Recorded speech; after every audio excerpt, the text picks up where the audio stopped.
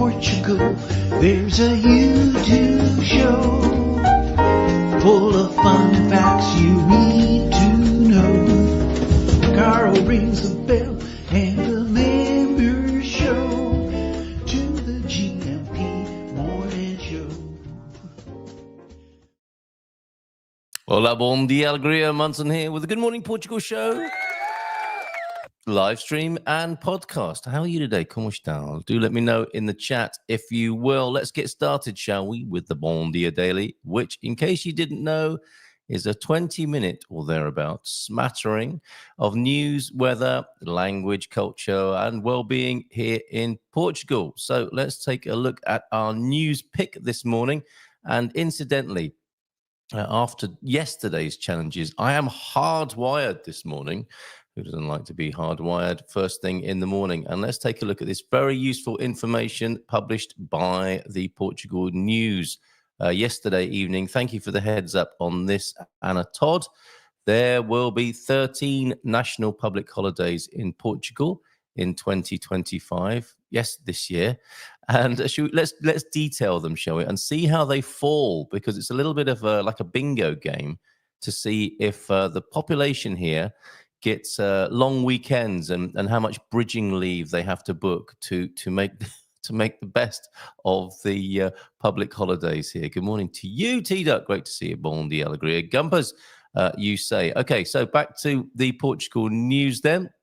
And you're seeing that on your screen now. Here is a detailed list, say the Portugal News, of all public holidays in Portugal, mainland and archipelagos in 2025. National holidays then mandatory. January the 1st, we've already had that one. New Year's Day, which was the Wednesday of the WTF, Wednesday, Thursday, Friday, the first 3 days of the year. It's a long time until the next national holiday, which is good if you want to get any official paperwork done, I suppose.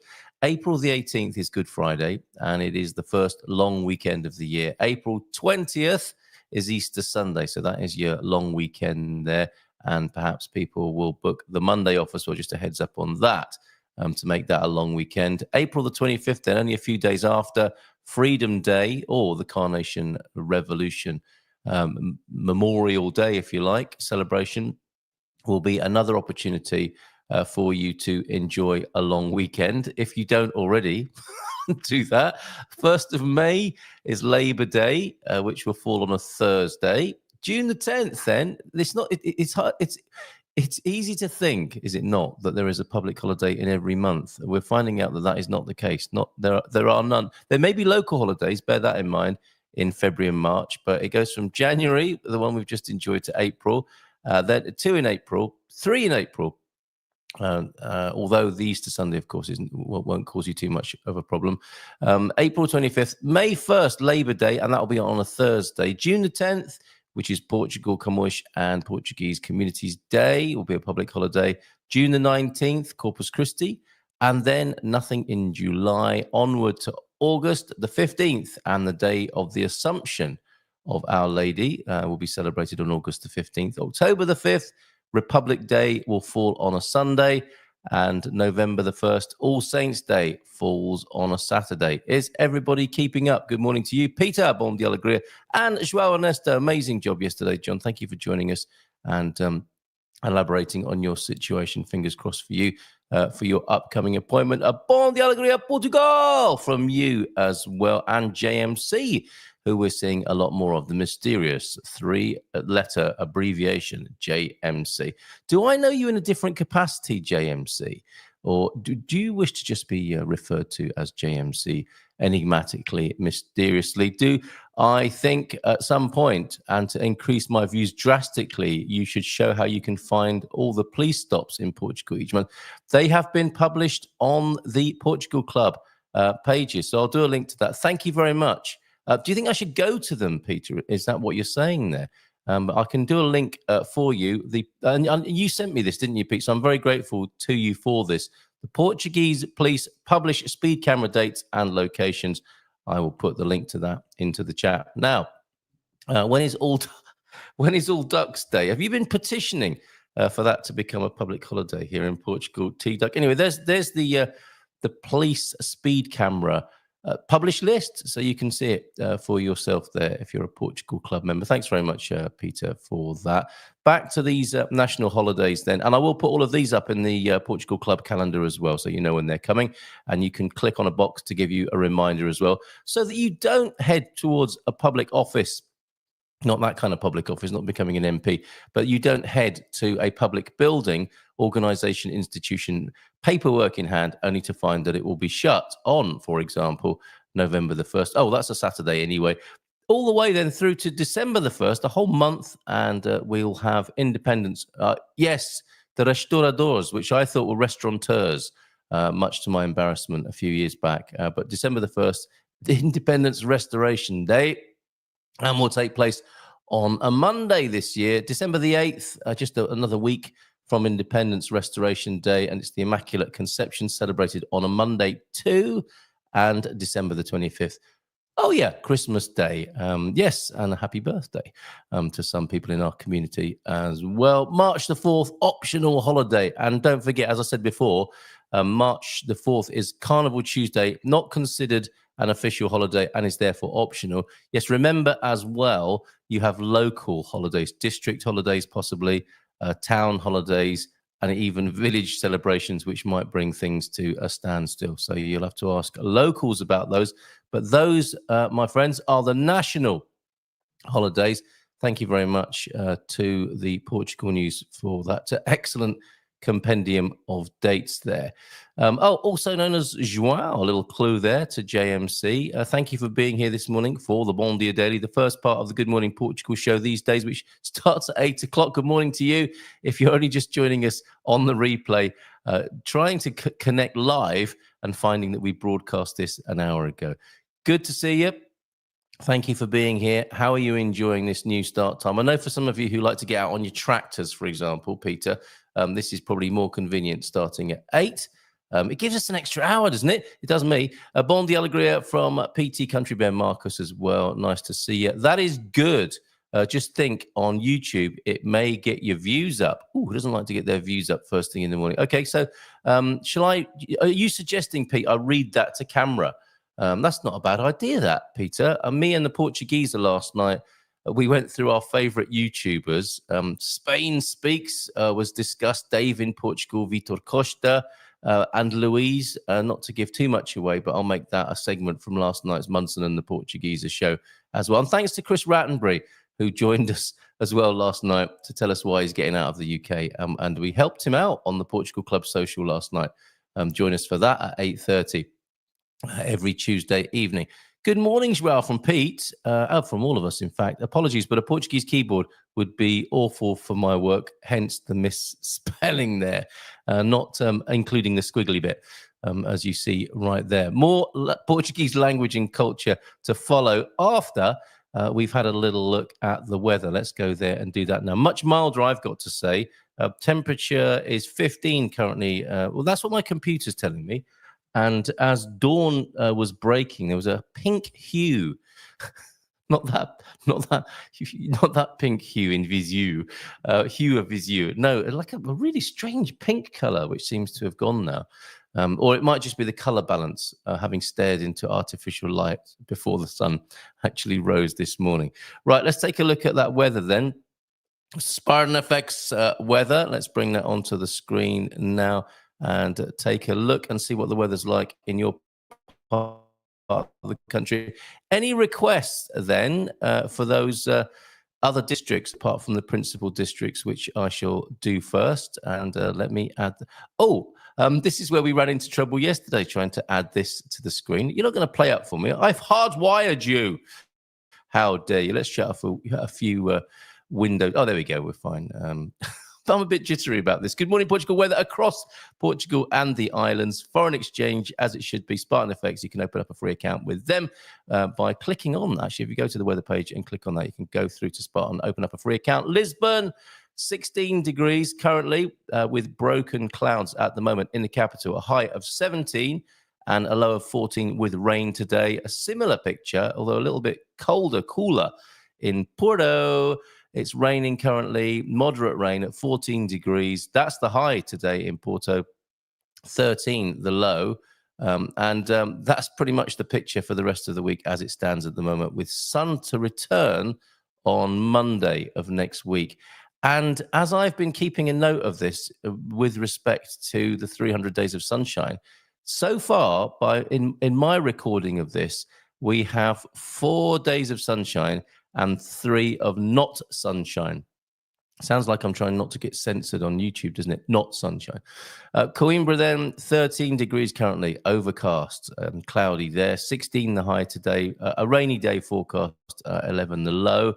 15, 6, is that 15? 15 the low in Faro, down in the Algarve. Broken clouds with a high of 17. Currently at 16, and the threat of rain there. Braga raining, moderate rain, that is, high of 14. Which is currently and 12 degrees. I'm going to take a look at my district. If I go to Santarém, oh no, Leiria, do forgive me. I don't even know what district I live in. Leiria, of course. Leiria. I live in a district called Leiria. 13 degrees centigrade, light rain. Must be in other parts of Leiria as we speak. 16 the high in my district, and a rainy day to come here with a low of 12 and a high of 16. Yes, currently 13. Right. I hear someone joining me in the green room. Help yourself to the snacks there, Paul. Mini croissant and fresh orange juice of a virtual, artificially intelligent generated kind for you there. And let's take a very quick look at Portuguese language and culture before we do a little bit of well-being as well. Laughter being the best medicine this morning. And yes, T-Duck, those, when we met and pulled crackers, I put these by to read out, and I will issue the dad joke warning, obviously, on this occasion for this purpose. But laughter, the best medicine in terms of well-being this morning, and we're going to try a few of these cracker-based dad jokes before we completely move out of that season. Of course, people were taking their decorations down yesterday and on the 6th, which I forgot to tell you was Three Kings Day here in Portugal, when of course in Spain, and that's when they exchanged the gifts on the 6th of January. It varies across the Iberian Peninsula. Santarém is my district. All right, all mine, says João, JMC. We'll do Santarém tomorrow then. You might have to give me a reminder tomorrow, JMC. And where do the kids have breakfast? On their laps in front of the telly? No, obviously not. No, they can eat in the living room. And you're right, we have to set up a kind of a bed and breakfast situation, I think, and put the cereals in Tupperware, which we mentioned yesterday. Not that we'll be able to get that here in Portugal, of course. Right, let's put the weather behind us for the moment. We'll come back to that again tomorrow morning. And tell you, in terms of language and culture, tomorrow evening, the Expats Portugal webinar will be Philomena Thursday. And she will be joining us on Friday, of course. So if you've got any questions about Portuguese language or culture, pop along tomorrow to this session. I think it's probably our fourth or fifth with Philomena. You try saying that. ACH, good morning to you as well. How are you? Let me tell you more about this then over at Expats Portugal, the tab for which I shut just a few moments ago when I went into a tab closing frenzy. Let's come back to the detail then for the Expats Portugal webinar for tomorrow. And actually, I wanted to do those 7 apps that I tried to do yesterday. As well. If we've got time, I shall squeeze them in as well. That was Portugal.com, wasn't it? With their guide to 7 language apps, which I was gaily here trying to tell you about. And my signal had gone down yesterday, and I wasn't able to do that. So I may return to that. And I do want to tell you a little bit about stone soup as well this morning, because that also was blighted by transmission problems. Yes, I did miss your question, but I shall return to it in just a moment. I have a question, says João Ernesto. Okay, yes, it is a good question. Right, let me tell you more then about what's happening with Philomena tomorrow evening from 7:30. The Dream Team, by the way, they're still the Dream Team, but the event is called the Town Hall now, which I believe is a much more understandable phrase for our largely North American audience who join us at 9 o'clock on a Thursday evening. But at 7:30, or should I say, and at 7:30, it's a special with Philomena. And if there's something you don't understand when we're talking on Thursday evening, she's joining us on Friday morning for a bit of a Philomena Friday. It's bookings, visiting and enjoying life in Portugal. Whether you're new to Portugal or have been living here for a while, understanding the ins and outs of Portuguese culture is key to making the most of your experience. In this event, we'll delve into the language, processes, and cultural nuances that will help you feel more at ease navigating everyday activities like booking accommodation or planning leisure activities like visiting the cinema or attending a concert. This is great information. It will be from 7:30 on Thursday with the expert guidance of Portuguese teacher and translator Philomena. You'll learn practical vocabulary and phrases along with valuable insights into local customs and etiquette. And if you haven't become a member already of Expats Portugal, I'm working on a discount actually, so you can get premium membership. Some of you have been Expats Portugal members in the past, and there are some good benefits that you can get from continuing your membership. And I'm working on getting you a bit of a discount off the cover price, off the forecourt price of Expats Portugal premium membership. And of course, yes, the town hall tomorrow evening at 9 o'clock, 9 through until 10 as well. Thank you very much for being here this morning then. And we are in the Bom Dia Daily, which is our smorgasbord of news, weather, language, culture, and well-being here in Portugal. Let me very quickly tell you about stone soup as well then. And I'll see if I can run this little bit of video. Let's see if this is how well this is holding up. Sadly, this was where I was trying to record my glee, my absolute joy of being given a bag of food by the wonderful Tia Aida. I don't know if Philomena didn't like being called Tia Philomena, did she? I don't know if Aida would appreciate that or not, but she is the mum of one of my neighbors who, delighted by me showing off my shoes that she gave me here on the show, has brought me even more food, including the sausages hanging up behind me. Oh, they're slightly shadowy there, but I can tell you they have created quite the authentic aroma in this kitchen. Right, okay, so let me roll that VT, and I'm going to tell you a little bit about stone soup as well. This is the reveal. This is me opening up the bag of food, which it turns out is a silent movie because Mrs. M didn't have the microphone turned up. Here we go. That's the bag of food, and I'm going to tell you about stone soup as well while that's playing. I'll actually tell you the story. A poor friar who was on a pilgrimage, and it looks like I'm out of lip sync here. A poor friar who was on a pilgrimage arrived at a house and, too proud to simply ask for food, asked the owners of the house to lend him a pot so he could prepare some soup made of stone. And he took a beautiful, smooth, well-washed stone from his bag, not unlike, well, probably quite unlike the one I was holding up just then as I hold up my box of meat and give it a sniff there. The owners of the house were curious and immediately let the friar into the kitchen and gave him the pot. The friar put the pot on the fire with only the stone in it, but immediately said that the soup needed to be seasoned. The lady of the house gave him the salt, but he suggested that it would be better if it was a bit of sausage or bacon. Look at that. That made us giggle, that particular sausage, right? It would have been nice to put in the soup that this friar is making for us here, according to the old fable, Portuguese fable. And there went the lard next to the stone. And then the friar asked if they didn't have anything to thicken the soup, like potatoes or beans that were left over from the previous meal. And that's how the stone soup was thickened. There it is. I'm holding it up there. That is a bucket of stone soup from one of the best purveyors of here in Portugal, in Almarim, which is the capital of stone soup production here in Portugal. Carrots were added, plus the meal that was with the beans, and evidently it turned out an excellent soup, a sopa. They ate the soup together, and at the end, the friar carefully removed the stone from the pot, washed it, and put it back in his bag for the next soup. Isn't that great? Oh, wrong jingle. There you go. A couple of quick jokes then. Laughter being the best medicine. And I should issue the warning, of course, shouldn't I? So you're going to need this. Warning. Warning. Oh, yes. I nearly read Satan's. Which of Santa's reindeers has the best moves? Dancer. These are Christmas cracker jokes, of course. Why do fish live in salt water, Paul?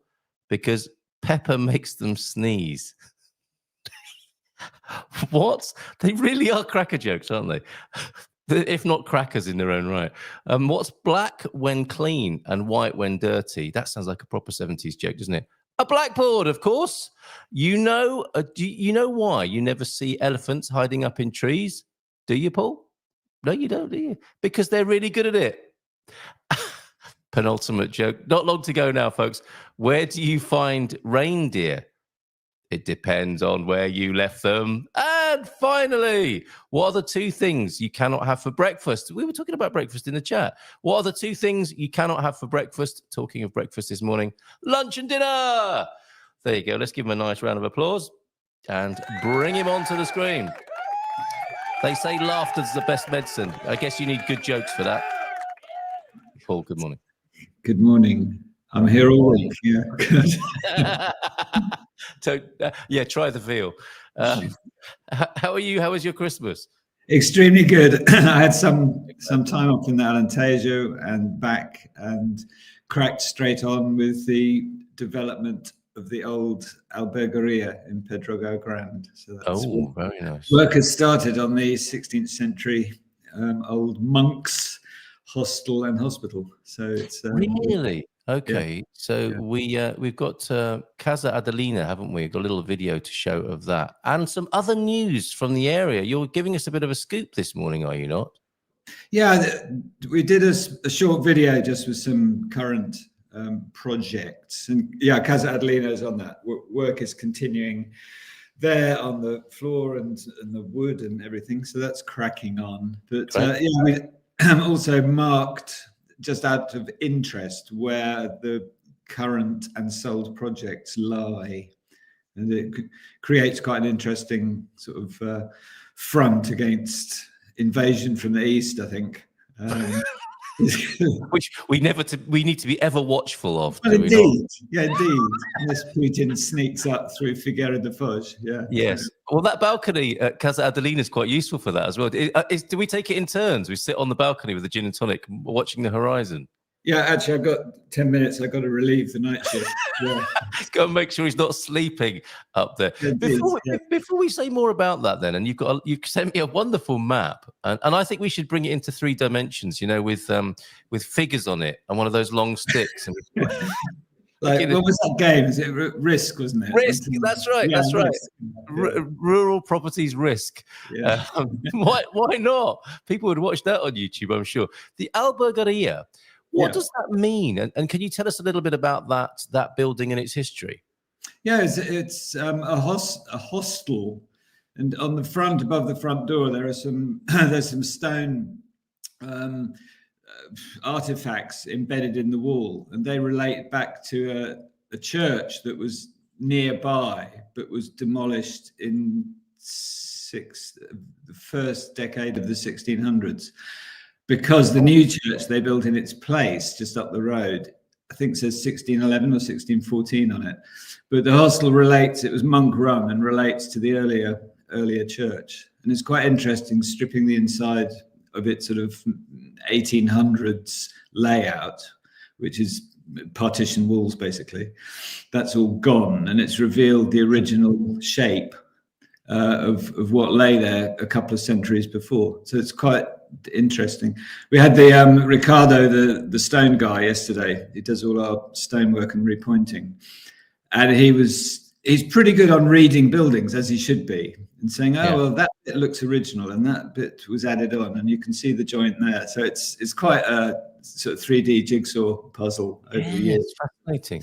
But it was for travelers on the route when the only way over the River Zezere was on the old, well, they call it the Roman Bridge, but it's actually the Filipina Bridge.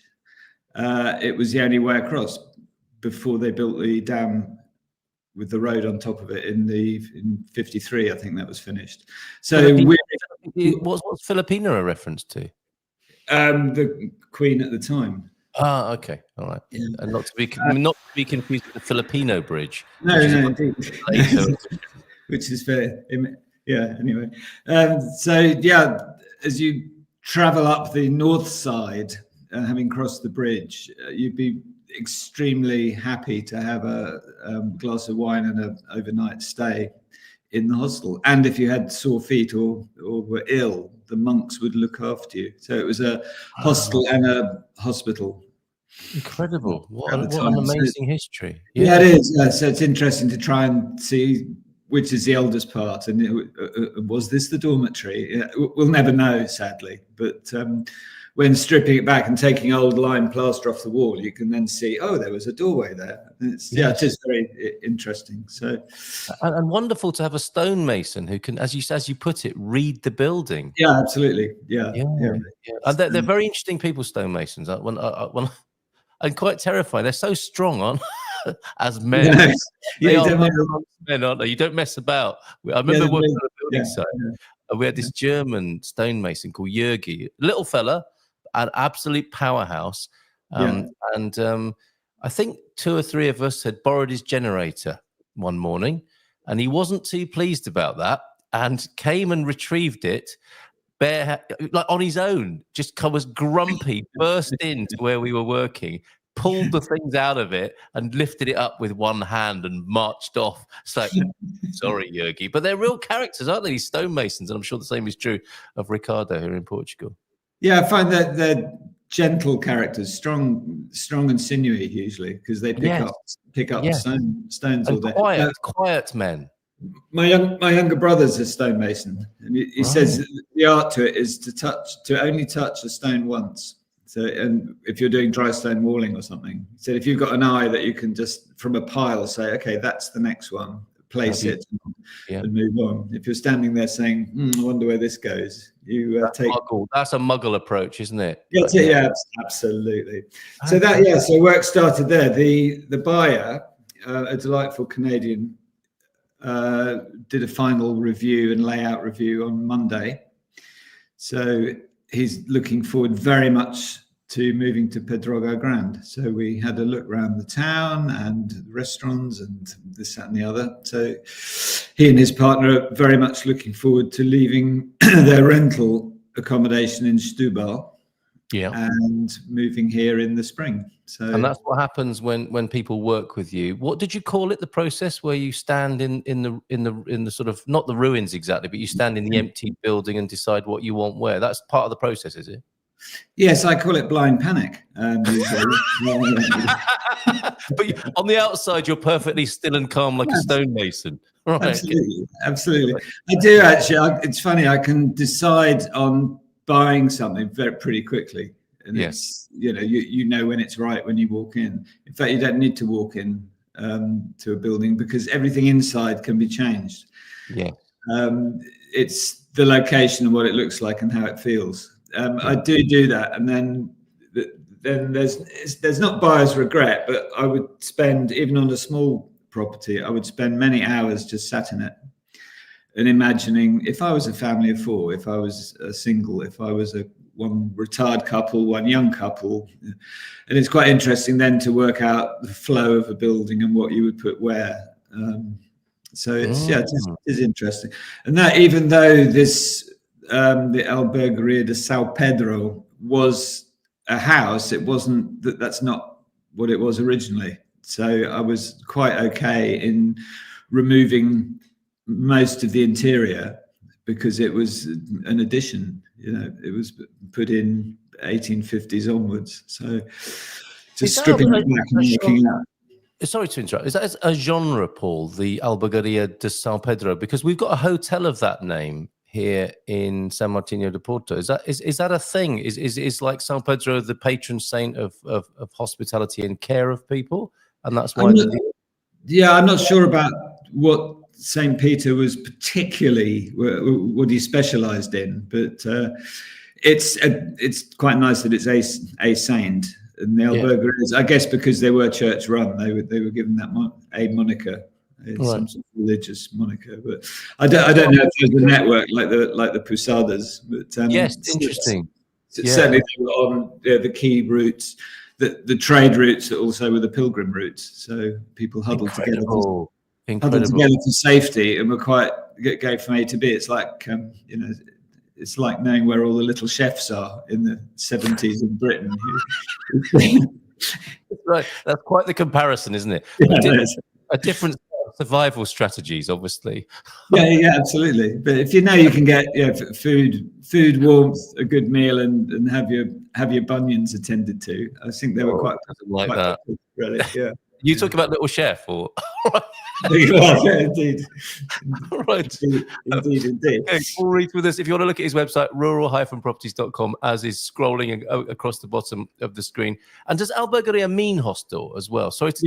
Well, okay, so that's the it's like it's same in French, isn't it? Auberge. It's auberge, of course. I'd never made that connection. Wonderful. There you go. There's some extra language and culture for you right there. So what can you explain this map then, Paul? Should I pop it onto the screen now? The map, yeah, I do. Yeah, the map is where we've since we started. It's our current and past projects. Really, I think that shows most of them. So they are. I think Serta is the southernmost point, and we've got currently in Serta. There's a village to its northeast, Valporco, where we've got 2 houses. In Serta, I'm just doing the escritura, the purchase deed, at the end of this month for the 2 buildings we're turning into apartments in the historic centre. To the west of that, there's a beautiful old farmhouse with on some land. And then it weaves up north to, I think the northernmost was a small village called Alger, north of Castanera de Pera, without an accent, where we did a little village house last year that we sold last year. So yeah, it's a sort of shows the area of operation, both sides of the main river, in a beautiful part of the countryside. So this is where the company started and has expanded into, and has refined and developed the team, and teams are. Because a lot of people say, "Oh, well, when will you be working in Braga, or when are you going to Évora, or whatever?" It's a highly geographic business. Unless I franchise it, I don't want to be running 500 people. No. It's far better to remain in one area, become knowledgeable about an area, and specialize in it, if you like, and attract people to that area. And a lot of people have said that they like the, I wouldn't say comfort, but the knowledge that I'm here, and if anything goes wrong, that they're not dealing with a seller that has disappeared, or a company that doesn't care. So on old buildings, there's always aftercare. It's when you sign the final deed, that's quite often not the last thing. There's something that is left over, or you're waiting for a bit, or if something electricity needs upgrading, or whatever. There's always something to do for clients, and I think they appreciate that. Rearranging the plant pots, I understand. I haven't been asked to do that quite yet, but I was at a house we sold this summer. I was back there yesterday, for example, because the guy wants to do a logimento local rental, and we need to get the septic tank registered. I mean, it's incredibly boring, but he won't get a license without it. So we're helping with that with our engineer. So there's bits and pieces to always something to do, but it is good that we operate in one area, and I can. Yeah. I think from north to south is probably no more than half an hour. So it's that's great, and there's a lot to be said for that local specialization. Wiley, who was a buyer's agent who used to be with us from time to time on the breakfast show, she specialized in a few blocks, I think, of Cascais, and it made sense because she really knew it. And if you were lucky enough to have her as your buyer's agent, you were lucky. to have her knowledge, and she could just, tell you what was what, and that's exactly what you want from somebody helping you on the ground, as you're doing here. Is it hard to resist that temptation, though? Because you must get that a lot. People saying, "Oh, love what you do. When are you going to be in Braga or Evra?" And how serious are you about franchising it? Would you be interested in hearing from people who want to pick it up and run with it, or is now not the time? It's not really franchisable because it relies on hard work. What would a head office offer? Techniques, really. There's no intellectual property. There's no. You could say there's branding, but you've got to be a McDonald's really to do that.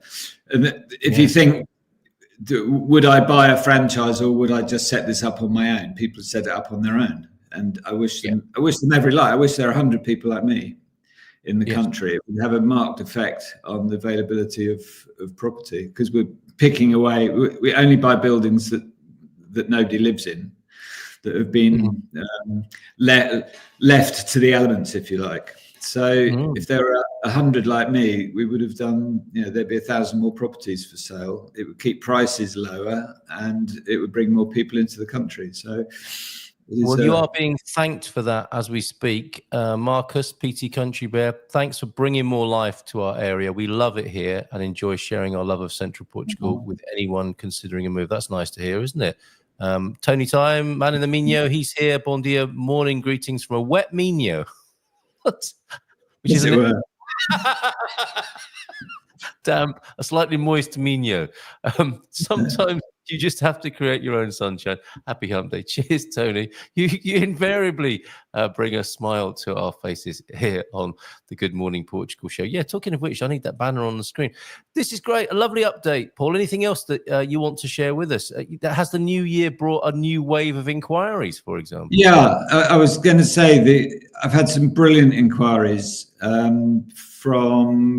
mostly from North America, Canada, and UK. And they're the sort of inquiries, it's not, can you send more info? These are long, well-written emails explaining people's move, their plans, their timing, what they're after, they like the work. And interestingly, all have said, we've followed you for a while. And following is things like Good Morning Portugal, it's video, it's being on our mailing list, it's seeing the stuff I write for The Resident, where you're also one of the contributors. So it's difficult in this day and age. I mean, 20 years ago, 30 years ago, we would have taken out an ad and looked at the response. Now it's all over. It is truly holistic. We don't know where people are coming from unless we ask, and they often can't remember. They've just been aware of the brand and probably my face and my output, my writings for a while, and I don't mind that at all. But being known as the person in this area, absolutely. Well, that's how you were referred to yesterday by somebody. Yeah. A friend of mine said, "Can you send me that Central Portugal guy's details? I've got somebody who wants to meet him." That's how you're known. Yeah, perfect. And I don't mind that. I represent the area. What did I call it once? Scotland without the midges. It's the countryside is like Scotland without them, if people don't know. And it's I know that it is charming. I'm seeing a couple on Friday who are here for a while looking. They're staying up near Coimbra and are driving down. We'll spend the day just pottering about and chatting and looking at a couple of places. And I don't try and sell anybody anything. I don't believe really you can sell a house. I think you can probably sell an apartment, one versus another, because they're kind of homogenous. But if someone likes something, they'll buy it, and as long as they've got the confidence that I'm here to develop it with them, fine. Or if it's a finished product, that if a bit falls off, I'll fix it, which it won't. But so it's actually quite. I look forward to meeting people. I wouldn't call them customers or clients, that awful word. They're just people who want to find out more, and I really understand people's different levels of knowledge about the country. Some have been coming here for 20 years. Some people have just got off the plane at Lisbon and rented a car, and I'm seeing them the next day. So it is interesting. But I like that interaction. I do like that interaction, and time spent with people who are asking me for information. It's a great privilege. It is a privilege. Well, and you're making it an art form, I think, because clearly, as you know, back in the day, perhaps, yes, you'd have put an advert or a series of adverts in some press somewhere and tracked it in a kind of semi-scientific way. Now it's an art form. Yeah. And I asked one of my sage advisors, I'm saying, this is driving me mad. You know, I've got properties on our own website, on Idealista with local agent. I've written about them. I've talked about them. What am I doing right and what am I doing wrong? And he said, you just have to throw everything at everything these days. You've got to be everywhere. People will pick you up from 1, 2, 3, 4 sources. Yes. And you concentrate on yourself as a brand, not what you're selling. I thought it was very good. I thought that it was is great advice. Yeah. Yes. It's good advice. Very good indeed. Okay. Well, Paul, thank you very much. It's been great chatting to you as ever. We'll see you again next month. And keep coming, because yes, I think it's that triangulation effect, isn't it? See you there, here, see you there, hear a little bit of a testimonial for somebody, and then when people are ready, they get in touch with you, and they can do that at rural-properties.com, which is where it all happens, where the properties are listed. That is your website, and we'll see you again next month, and we'll go out with the little video, less than a minute. It's a short. Good, thank you. Cheers, Paul. Have a great year, and we look forward to seeing you again next month. Take care. Bye for now. Ciao. Bye.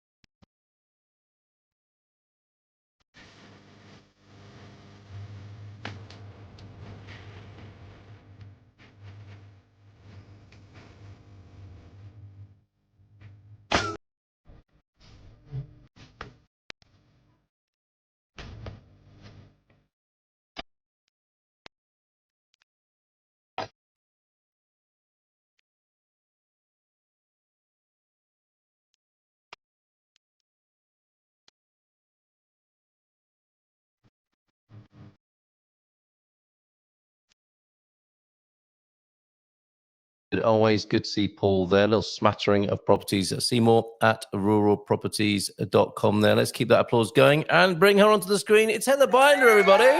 Hello. Whoa. Hi. Hi. You bindered me. You bindered me before I came on. Now you bindered me. Good. Did I say, have I been mixing it up a little bit this morning? No. Well, yeah, you said binder, but that's okay, because literally part of my family did pronounce it binder at one point, and even bender, and then 80 million varieties of something. So it's okay. Sometimes I refer to you in the way that you say the Portuguese do, which is eater binder. Eater binder. Yeah. Okay. Heather Binder, everybody, from Boots on the Ground, pt.com. Happy New Year to you. How's it going? There's a little bit of drama with young Perry. Well, not young. He's not young, is he? But little Perry has caused a little bit of concern. Yeah. Well, I've had all kinds of pet stuff, So but everybody's doing okay. And he had to get his eye removed actually a few days ago. Isn't it? Right. Okay. Well, it was crazy because he went from perfectly fine to needing eye drops, and then like 2 days later, like to needing his eye removed. So it's pretty insane. But he's a pug, and they're prone to that. So, but he's done super well. So yeah. You have to be careful around me because you lose half your jaw, you lose all your teeth, you lose an eye. This is my poor pets. Perry didn't have all his teeth pulled though, but that was the cat, which was 11 days ago. So that's different. All of this within a fortnight. The good thing is it's actually affordable in Portugal, which is what I wanted to bring up. Well, it really is a big deal because it's when she said it, it's the very first thing I asked is like, what does that cost? Because in the US, enucleation, which is the eye surgery, I know it was like 1600, and that was like 10 plus years ago. So Yeah. actually a lot more than 10 years ago. I don't know, it's probably 2,500 at least, or Woo. 2,000. Yeah, Right. yeah. Here they quoted me 250, and that was just for the surgery, but it ended up being 311 euros out the door, everything.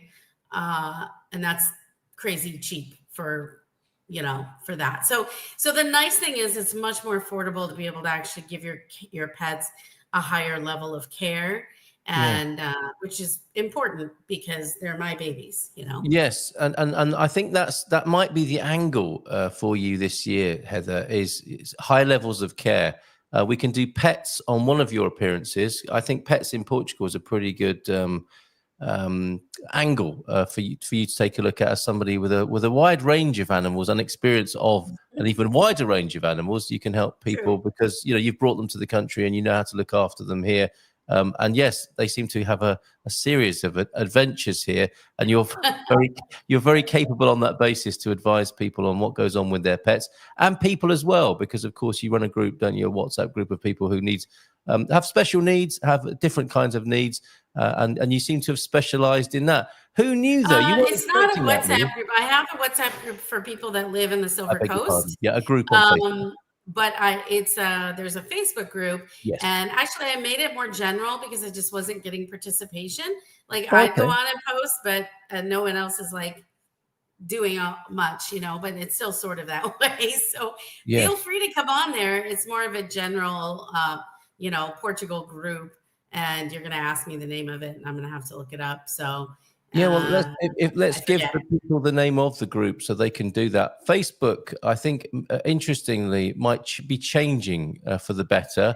I did have somebody from our community here, Gav, complaining that he couldn't find anything to do with Good Morning Portugal on Facebook. That's probably because we don't pay to do anything and have anything done for us by Facebook. But that was an interesting move yesterday from the young Zuckerberg to move away from community notes, wasn't it? And copy Elon Musk as well. And talking of Elon, I don't know if anybody got one of these for Christmas. Did you, Heather? Introducing the new Tesla AI lawnmower. I did not get a Tesla, that's for sure. I can't even find. Okay, where am I at? I just had to copy that, and then here's StreamYard. There we go. Did you show me something? Now I can look at it. You can't. Sorry, I can't show you it again. No, there it is. It's the AI lawnmower, the e-lawn. No, I have a tiny yard, and my tenants actually mow it. So Is that part of the deal? Well, they want to do yard work, and I want to be lazy with my yard. So it works out really well. They were like, we'll mow it. It's literally super tiny bit of grass, but it's great. Yeah. They like to garden and plant and mess around with all of that, which I do too. I just haven't had the focus to do it. So, I just sent you that link to the group, and it's got I hate you have like these names. You can't have names easily. What's it called? Moving to Portugal, where to move, visa help, healthcare, and more. Okay, so you've broadened the remit and lots of help available there. Where would you place yourself on the spectrum of rainbows and unicorn farts at one end, and the positive Pollyanna groups of Facebook, and that's me, by the way, and on the other end, the gloom and doom, how Portugal ruined the Portugal life. Propaganda, it's evil. Yeah.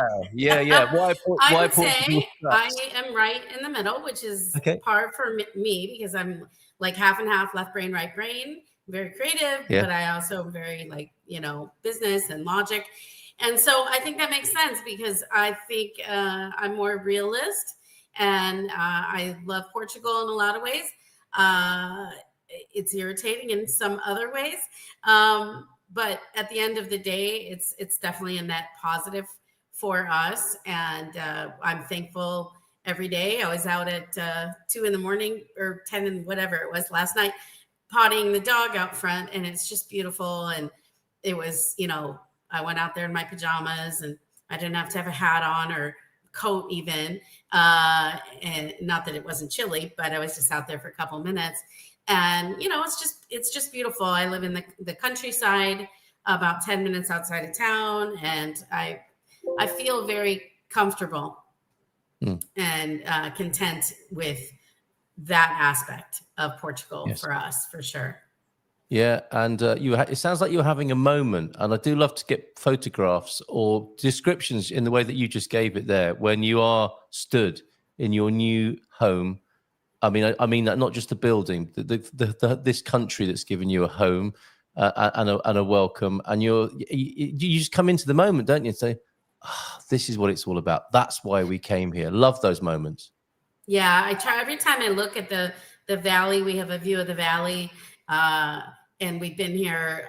Well, I've been here over 3.5 years now, but we've been in the house like 3 years. August was 3 years, and so just every time I see the view, or I'm on my little balcony or outside, and I have a beautiful tree I love out there, and I just try to like ground myself in that, and remembering like this is life, and this is what I appreciate, and and be happy and think positively, because it can be easy to think of all the crappy problems with your house or something like that, and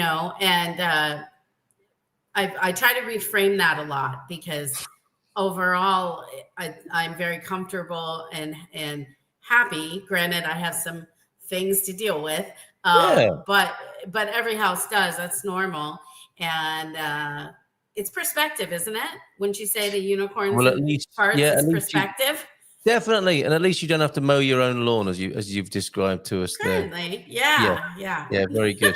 No, I think it's great, and as James is saying as well, yes, the middle is where the realism resides, and I think the description I was trying to articulate was this sort of Facebook groups that be like, I don't like Portugal because of mold, Donald Trump, Russia, those sorts of groups. You know who you are. Yes. Well, and the thing is, like, so I had a client emailing me yesterday. She's telling me how she's cold and this, that, and the other.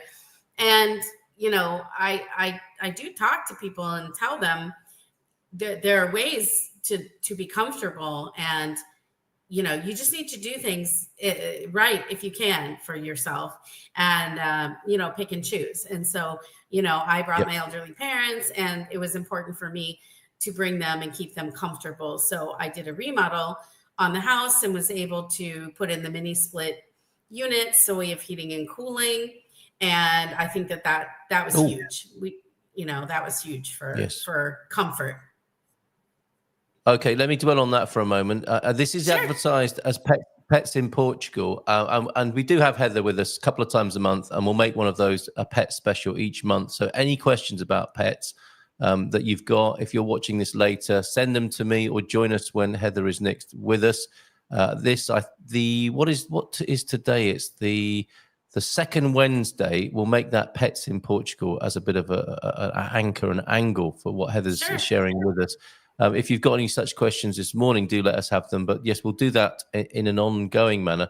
But what did you just call that air conditioning arrangement, which heats and cools? Mini split. Okay, all right. You would never guess that is what that doesn't do what it says on the tin exactly, does it? But that's air conditioning units that heat and cool. Yeah, so they're room by room, and they're not whole house unless you have a condenser that covers more than one unit, which I don't recommend. I actually installed these in my house in Phoenix a few years back, and I didn't know enough about them at the time.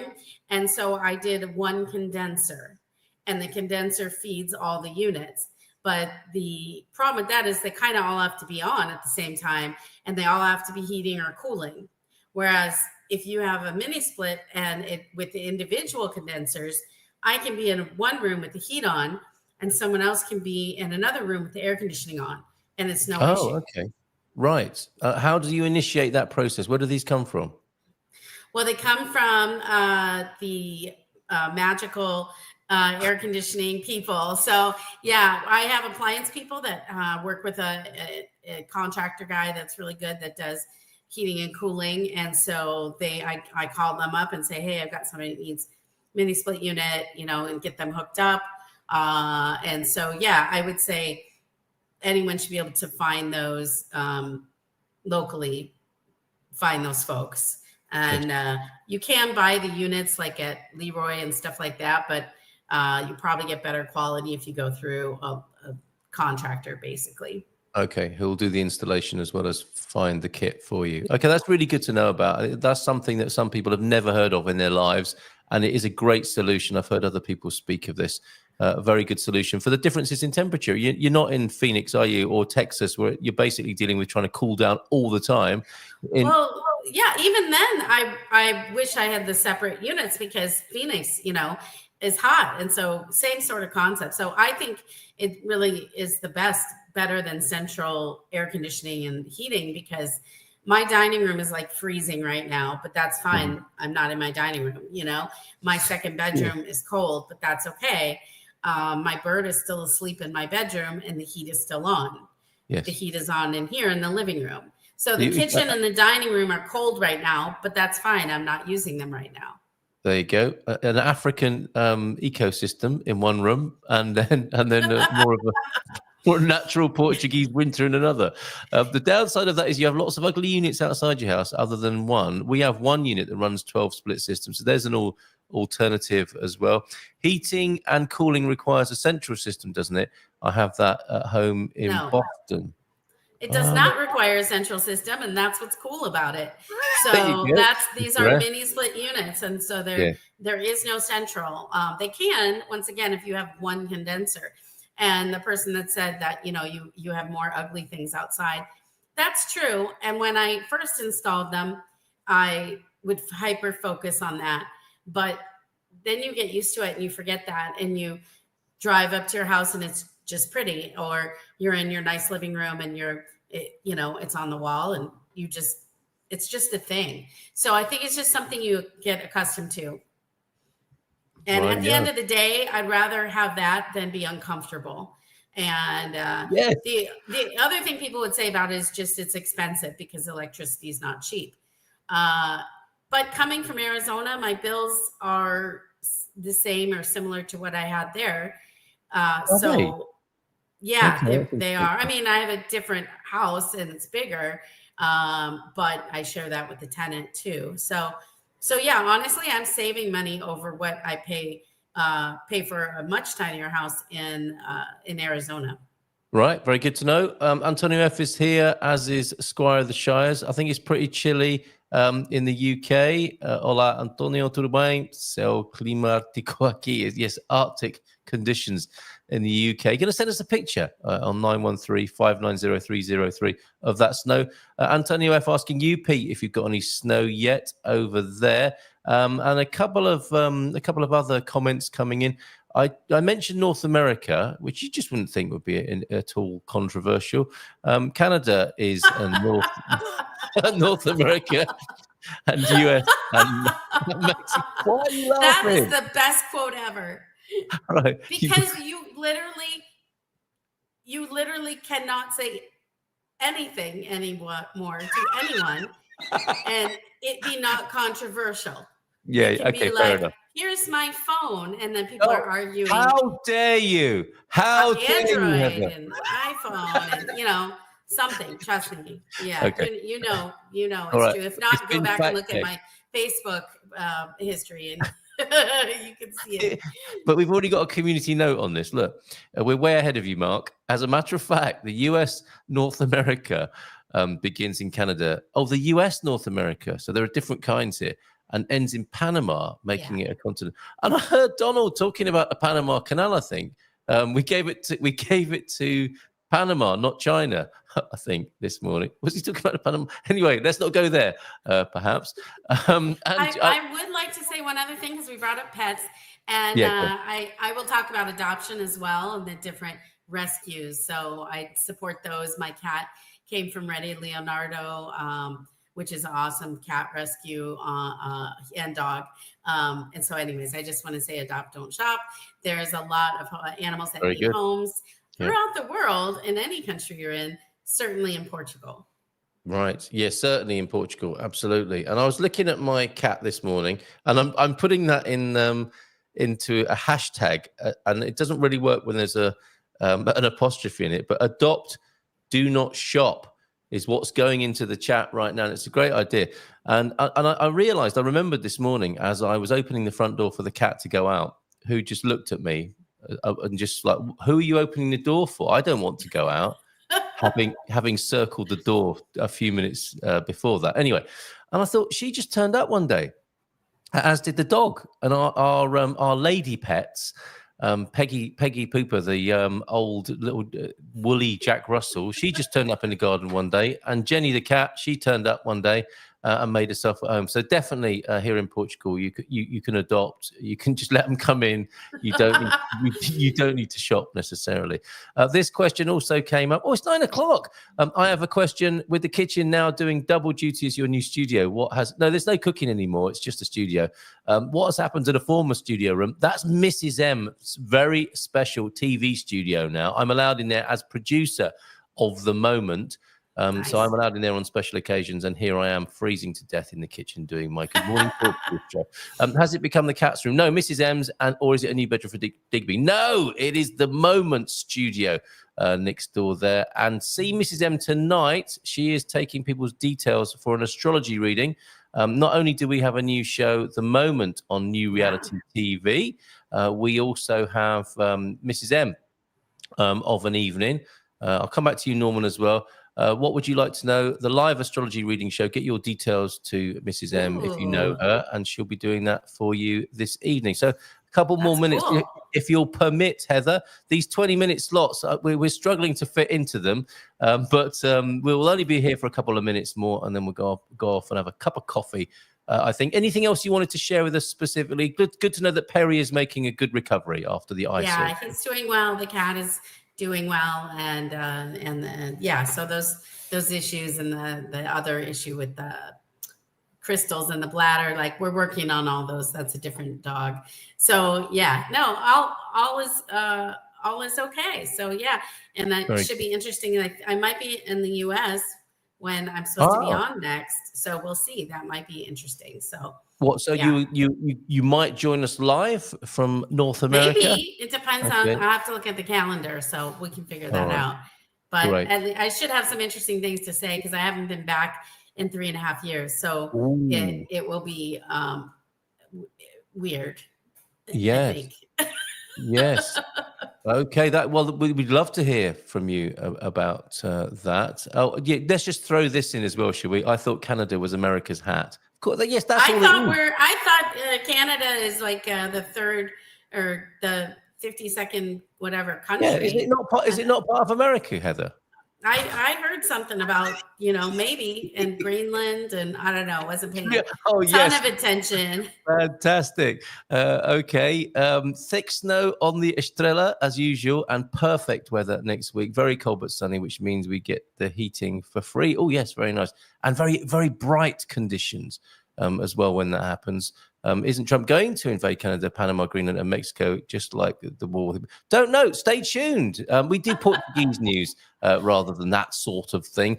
Mrs. M has a heated undersheet for her. She's got a heated undersheet just on her side of the bed. Because I don't like that sort of thing. It's too hot, but that's heating her up right now. She's having a lie-in because she's not allowed in the kitchen yet.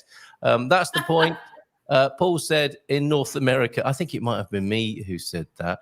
And Pete, also a fan of the heated undersheet. It just feels to me like you've weed the bed.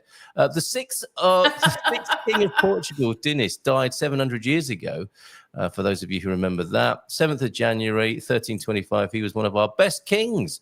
And this day is being celebrated this year. Thanks for that, Antonio F. And thanks for everything you do for us.